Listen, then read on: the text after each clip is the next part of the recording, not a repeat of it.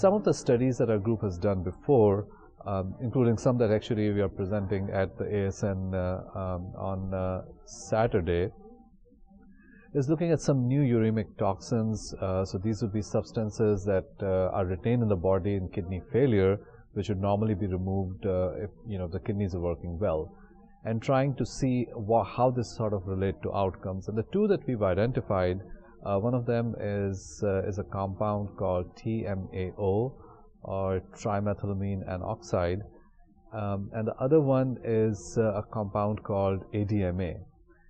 And both of them seem to be associated with adverse outcomes in dialysis patients. And we've sort of tested that in samples from the HEMO trial. So HEMO trial was a large trial that was conducted.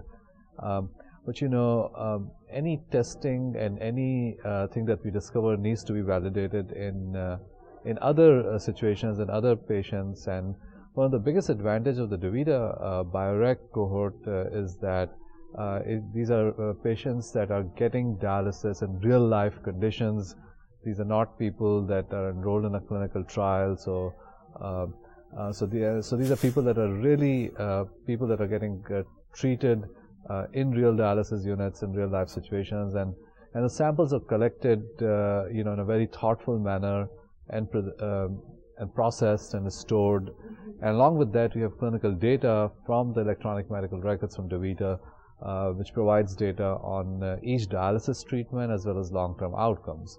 So one of the things we want to do is we want to test these compounds in the samples that we have from DaVita, and to see whether we see the same benefits or the same risk of death in those patients as well, right? So this would sort of validate what we've done before.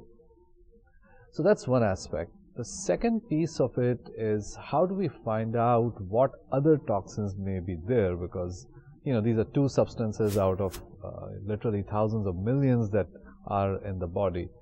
And more recently, there has been work on a field called metabolomics, which what it does is it takes a sample of your blood and it looks at all the small substances that are floating in the blood.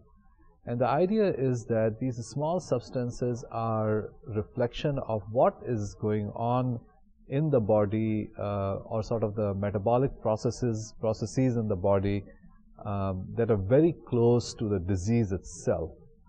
So the idea is that if we had an approach that can find a lot of these substances, and then we try to find out which one of these substances is actually associated with adverse outcomes, death, cardiovascular disease, by using these samples, then we can go back and say that, okay, these are the substances, some of them are known, some of them are unknown, what are their toxicities, and what can we do to modify them, change them, and essentially to improve outcomes.